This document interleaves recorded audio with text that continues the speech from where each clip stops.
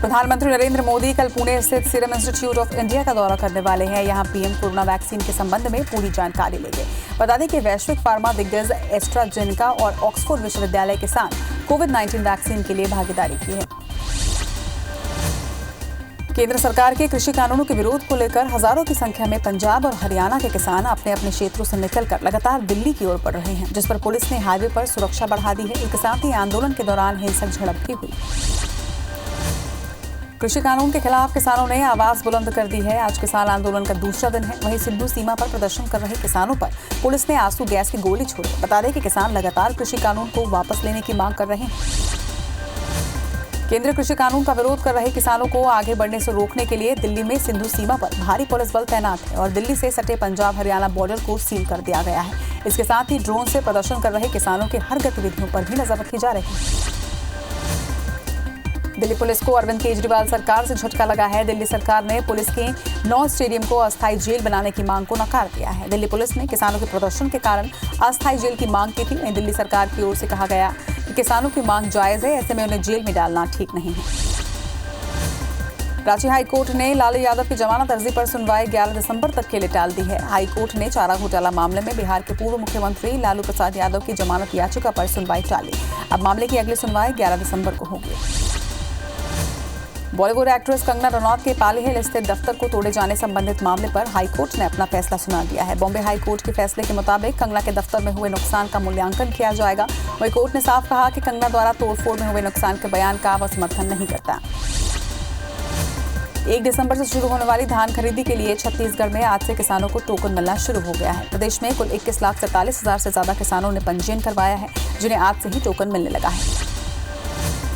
कवर्धा जिला प्रशासन ने धान खरीदी की तैयारी पूरा होने का दावा किया। जिले में 94 उपार्जन केंद्रों में इस साल धान खरीदी की जानी है। इस साल जिले में 8 नए खरीदी केंद्र बनाए गए हैं। वहीं जिले के 1,03,000 से ज्यादा किसानों ने पंजीयन करवाया है, जो बीते साल की तुलना में 15,000 ज्यादा है। वहीं पिछले साल जिले में धान बेचने के लिए किसानों को बड़ी मशक्कत का सामना करना पड़ा था। बारिश से भीगी फसलों के नुकसान पर मंत्री टीएस सिंहदेव का बयान आया है। टीएस सिंहदेव ने कहा कि फसल कटने के बाद किसानों के घरों में रखे अनाज के नुकसान को लेकर मुआवजे की व्यवस्था नहीं है और मैंने इस तरह का मुआवजा नहीं सुना। बता दें कि बारिश के चलते अंबिकापुर और बलरामपुर में किसानों का धान भीग गया था, जिसके चलते किसानों को काफी नुकसान हुआ है। कटने के बाद मैंने तो आज तक नहीं सुना कि बारिश की फसल का कटने के बाद कोई मुआवजा दिया गया हो। फसल जब लगाते हैं उस समय अगर खड़ी फसल में कोई नुकसान होता है तो कभी कभी बात आई। अभी तक मैंने कटने के बाद फसल किसान के घर में अगर है तो उसके नुकसान की बात कहीं भी व्यवस्था की वो मेरे तो जानकारी नहीं। रायपुर में भूपेश कैबिनेट की अहम बैठक शनिवार को दोपहर 12 बजे मुख्यमंत्री निवास में होगी। बैठक में किसानों को टोकन व्यवस्थित तरीके से दिए जाने के साथ ही धान खरीदी केंद्रों की व्यवस्थाओं पर भी चर्चा होगी। वहीं 2 साल कार्यकाल पूरे होने पर भी कार्य योजना बनाई जाएगी। मध्य प्रदेश के खेल और तकनीकी शिक्षा मंत्री यशोधरा राजे सिंधिया ने आज जबलपुर में शासकीय ITI का निरीक्षण किया और यहां सुविधाओं को बेहतर बनाने के दिशा निर्देश भी दिए। सिंधिया ने टॉय इंडस्ट्री लगाने के मामले में भी बयान दिया। सूक्ष्म लघु उद्योग मंत्री ओम प्रकाश सकलेचा 2 दिवसीय दौरे पर इंदौर पहुंचे। उन्होंने आत्मनिर्भर मध्य प्रदेश बनाने के लिए IT प्रोफेशनल्स के साथ बैठक की। इसके बाद मंत्री सकलेचा इंदौर के SGS ITS इंजीनियरिंग कॉलेज में स्टार्टअप और इनोवेशन को लेकर कॉलेज के कदमों पर डीन से चर्चा उन्होंने की। चित्रकूट विधायक राजमन बेंजाम खुद ही मोटरसाइकिल चलाकर अति नक्सल प्रभावित गांव सरवांगल तक पहुंचे। यहां उन्होंने पारंपरिक पेनगुड़ी में देवी देवताओं की पूजा की। गांव के लोगों ने विधायक राजमन से पानी, बिजली और दूरसंचार की मांग की, जिसे राजमान ने पूरा करने का आश्वासन दिया है।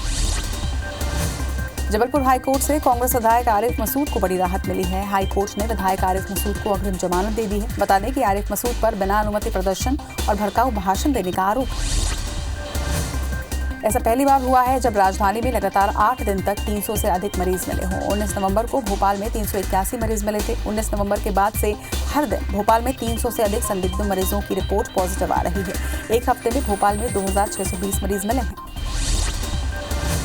मध्य प्रदेश में कोरोना के 252 दिन पूरे हो चुके हैं और इसी के साथ ही प्रदेश में कोरोना पॉजिटिव मरीजों का आंकड़ा 2 लाख के पार हो चुका है। गुरुवार को प्रदेश में मरीजों की संख्या 1,99,952 थी। शुक्रवार सुबह भोपाल में 313 नए मरीज मिलने के साथ ही पॉजिटिव मरीजों की संख्या 2 लाख के पार पहुंच गई।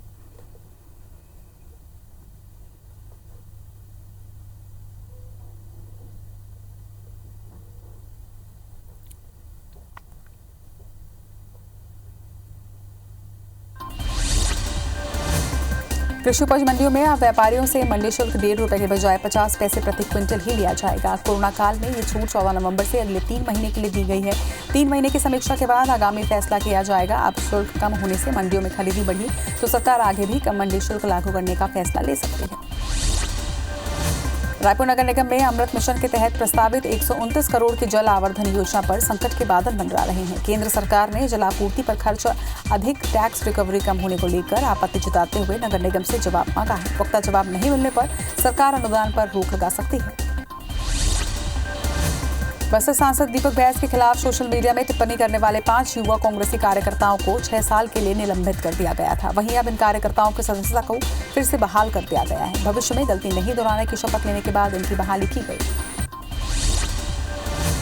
9 महीने बाद हुई जगदलपुर नगर निगम की सामान्य सभा विवादों में घिरी रही। विपक्षी पार्षदों ने प्रश्नकाल न कराने को लेकर सामान्य सभा में जमकर हंगामा किया। इस दौरान भाजपा पार्षदों ने बजट की प्रतियां भी फाड़ दी। उन्होंने आरोप लगाया कि कांग्रेस नेता गुंडागर्दी कर उन्हें बोलने से रोक रहे हैं। जशपुर जिले में खमगड़ा सिंचाई बांध के पास राजा आमा मुख्य मार्ग का पुल टूट जाने से यहां वाहनों का आवागमन ठप हो चुका है। 2 महीने से इस सड़क पर मरम्मत कार्य भी नहीं होने से परेशानी बढ़ चुकी है। वहीं 1 दिसंबर से किसानों का धान की खरीदी शुरू हो रही है। इस वजह से किसान अपने उपज को इस मार्ग से ले जाने को लेकर चिंतित हो रहे हैं। अकलतरा नगर पालिका में 10 साल से भी ज्यादा समय से पदस्थ महिला दैनिक वेतनभोगी कर्मचारी को नियमित नहीं करने के मामले में बिलासपुर हाईकोर्ट ने नगरीय प्रशासन विभाग के सचिव को अवमानना नोटिस जारी कर जवाब मांगा है। नान मामले को लेकर दायर सभी याचिकाओं पर आज हाईकोर्ट की डिवीजन बेंच में हुई सुनवाई के दौरान पूर्व आईएएस अनिल टुटेजा के वकील अवि सिंह ने दलील दी कि मामले में टुटेजा को फंसाया जा रहा है। उन्होंने कोर्ट से मामले की फिर से जांच कराने की मांग की। अगली सुनवाई शुक्रवार को होगी।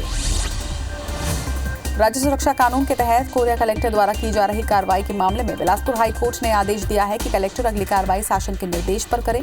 याचिकाकर्ता ने कलेक्टर की कार्रवाई को द्वेषपूर्ण बताया है। महासमुंद जिले में सरायपाली के धान खरीदी केंद्रों में धान की कमी की शिकायत मिली है। केंद्रों में करोड़ों रुपए के धान सड़ चुके हैं। इस मामले में ब्लॉक कांग्रेस उपाध्यक्ष ने कलेक्टर से शिकायत की, जिसके बाद कलेक्टर ने जांच के बाद कार्रवाई का भरोसा दिया। मानव तस्करी के मामले में पकड़ाए 4 आरोपियों की निशानदेही पर पुलिस ने रायपुर से एक महिला गंगा पांडे को गिरफ्तार किया। आरोपी महिला गंगा ने ही पीड़िता वंदना जैन और उसके 4 वर्षीय बेटे समेत आरोपियों को फ्लाइट से दिल्ली और वहां से हरियाणा पहुंचाया था। मामले में गंगा का पति सहदेव पांडे भी शामिल है।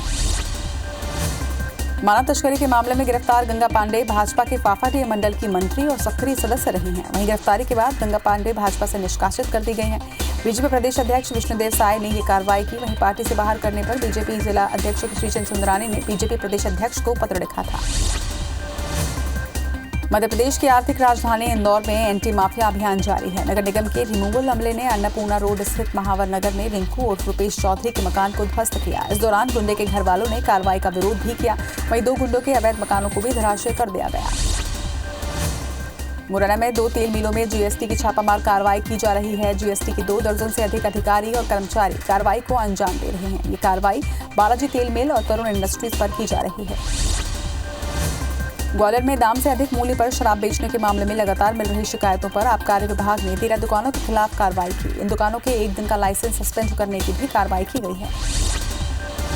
महासमुंद में श्रम विभाग और पुलिस ने 3 बसों में भरकर उत्तर प्रदेश ले जाए जा रहे 150 मजदूर और परिवार के दुगुने बच्चे को छुड़वाया। वहीं एक मजदूर ने बताया कि सरायपाली बसना थाना के ग्राम परोपाट और वीको कला कसडोल के 12 युवक तमिलनाडु के एक मजदूर दलाल के पास बंधक हैं। कटनी स्थित बहोरी बंद के बचैया ग्राम में एक गोदाम में तहसीलदार ने 450 क्विंटल धान जब्त कर गोदाम को सील कर दिया। उन्हें गोदाम में बाहर से बड़ी मात्रा में धान खरीदी कर सरकारी खरीदी केंद्रों में बेचने की शिकायत मिली थी। सिंगरौली में उत्तर प्रदेश सरकार द्वारा परिवहन निगम के निजीकरण के आदेश को लेकर विभागीय अधिकारी कर्मचारी संयुक्त संघर्ष मोर्चा के तहत एकत्र होकर धरने पर बैठे हैं। सभी ने एक स्वर में उत्तर प्रदेश सरकार की परिवहन निगम का निजीकरण के प्रयासों की कड़ी आलोचना की। इस बात को लेकर अधिकारी कर्मचारियों ने नारेबाजी कर विरोध प्रदर्शन भी किया। मध्य प्रदेश में अब पुलिस बदमाशों का जुलूस नहीं निकाल पाएंगे। मध्य प्रदेश में पुलिस ने बदमाशों में दहशत पैदा करने के लिए जुलूस निकालने की परंपरा शुरू की थी। वहीं मानवाधिकार कार्यकर्ताओं की मांग पर अब बदमाशों के जुलूस पर प्रतिबंध लगाया गया है। पीएचक्यू ने आदेश जारी कर बदमाशों के जुलूस पर बैन लगाया है। अंबिकापुर मेडिकल कॉलेज अस्पताल में ऑक्सीजन की कमी की शिकायतों के बाद डीन ने मेडिकल कॉलेज अस्पताल का निरीक्षण किया और यहां ऑक्सीजन की व्यवस्थाओं का जायजा लिया। इसके बाद सेंट्रल सप्लाई के जरिए ऑक्सीजन की व्यवस्था नहीं हो पा रही, जिसे जल्द ही शुरू करने जाने की बात कही गई है। ग्वालियर जिले में लोकायुक्त की टीम ने पंचायत सचिव के घर छापामार कार्रवाई की। जिले के भीतरवार के कठौता गांव में पंचायत सचिव शैलेंद्र सिंह जाट के घर लोकायुक्त की टीम रेड करने के लिए पहुंची। बता दें कि पंचायत सचिव पर आय से अधिक संपत्ति का मामला दर्ज है। बैतूल में ट्रेजरी की सुरक्षा में लगे सिपाहियों की लापरवाही का मामला सामने आया है। जब यहां ट्रेजरी की सुरक्षा में तैनात एक सिपाही शराब के नशे में झूमता दिखाई दिया। कुछ लोगों ने इसकी सूचना पुलिस प्रशासन को दी, जिसके बाद रिजर्व पुलिस बल उसे मेडिकल चेकअप के लिए अस्पताल ले गया। पुलिस विभाग ने शराबी सिपाही के खिलाफ जांच शुरू कर दी है। दरियाबंद के मैनपुर में आज किसानों का गुस्सा फूट पड़ा। किसानों ने अपनी मांगों को लेकर धरना शुरू किया दिया और नेशनल हाईवे 130C को जाम कर दिया। किसान धान उपार्जन केंद्र खोलने की मांग को लेकर प्रदर्शन कर रहे हैं। कटनी जिला अस्पताल के सामने बने स्कूल में होने वाले शादी समारोह के कारण मरीजों को तकलीफों का सामना करना पड़ रहा है। शादी बारात की वजह से हुई भीड़ के कारण कभी कभार यहां एम्बुलेंस में फंस जाती है। वहीं इसकी शिकायत जिलाधिकारी ने भी की है। बढ़ते कोरोना के मामलों को लेकर नीमच कलेक्टर सड़कों पर निरीक्षण करने के लिए निकले। उन्हें मास्क न लगाने वाले दुकानदार और राहगीरों को समझाइश दी। इसके बाद नियमों का उल्लंघन करने पर चालानी कार्रवाई भी की गई। बुरहानपुर में कोरोना पर नियंत्रण पाने के लिए प्रशासनिक और पुलिस अधिकारियों ने गांधीगिरी का रास्ता अपना लिया है। इसके तहत बगैर मास्क पहने शहर की सड़कों पर घूम रहे लोगों को रोककर स्वयं ये अधिकारी मास्क पहना रहे हैं। सख्त रवैया अपनाने वाले इन अधिकारियों की गांधीगिरी रूप पहल को शहर के लोग भी काफी पसंद कर रहे हैं। शुक्रवार को दंतेवाड़ा के अरनपुर थाना इलाके के कोंडा सांवली में सीआरपीएफ जवानों ने 4-4 किलो के 2 आईईडी बरामद किए। गश्ती पर निकले जवानों ने बम बरामद करने के बाद बीडीएस के जवानों को बुलाकर बम को डिफ्यूज करवाया। कोंडागांव में 2 महिला नक्सली ने एसपी के सामने सरेंडर कर दिया है। ये महिला नक्सली मर्दापाल थाना क्षेत्र में सक्रिय थी और दोनों पर 1-1 लाख रुपए का इनाम था। जांजगीर चांपा जिले के लखुड़ी गांव में एक शख्स की लाश मिली है। मृतक की पहचान बरेकल निवासी विनोद भारद्वाज के रूप में हुई है। पुलिस ने बताया कि अज्ञात आरोपियों ने हत्या कर मृतक को शव को खेत में फेंका था। वही मामला दर्ज कर पुलिस अब जांच शुरू कर चुकी है। बलरामपुर जिले के वरीय पुलिस ने अखोरा खुर्द में एक नवविवाहिता की फांसी पर लटकने के मामले में 4 लोगों के खिलाफ अपराध दर्ज कर लिया है। मृतका की सास, ससुर, पति और ननद के खिलाफ 406B का अपराध दर्ज कर कार्रवाई की जा रही है। आबकारी विभाग ने रायपुर में बड़ी कार्रवाई करते हुए 27 लीटर अंग्रेजी शराब जब्त की है। सभी बोतलों पर केवल मध्य प्रदेश में बिक्री का लोगो लगा है। वहीं शराब की बोतलों के साथ कमाटी के पंकज जग्गी और गंजपारा के भावेश पटेल को भी गिरफ्तार किया गया है। दोनों एक कार में 36 बोतल शराब लेकर जा रहे थे। देवास इंदौर बैतूल हाईवे 59A पर खाते गांव में एक दर्दनाक हादसा हुआ है। हादसे में एक मोटरसाइकिल चालक सहित 6 बच्चे एक ट्रक में जा घुसे। हादसा इतना भयानक था कि मोटरसाइकिल चालक अशोक की मौके पर ही मौत हो गई। वहीं 6 बच्चे गंभीर रूप से घायल हो गए हैं। बच्चों का इलाज जारी है। ग्वालियर में एक ट्रक ने ऑटो को टक्कर मार दी। ऑटो में बैठे 7 सवारी में से 2 लोगों की मौके पर ही मौत हो गई और 5 लोग गंभीर रूप से घायल हो गए हैं।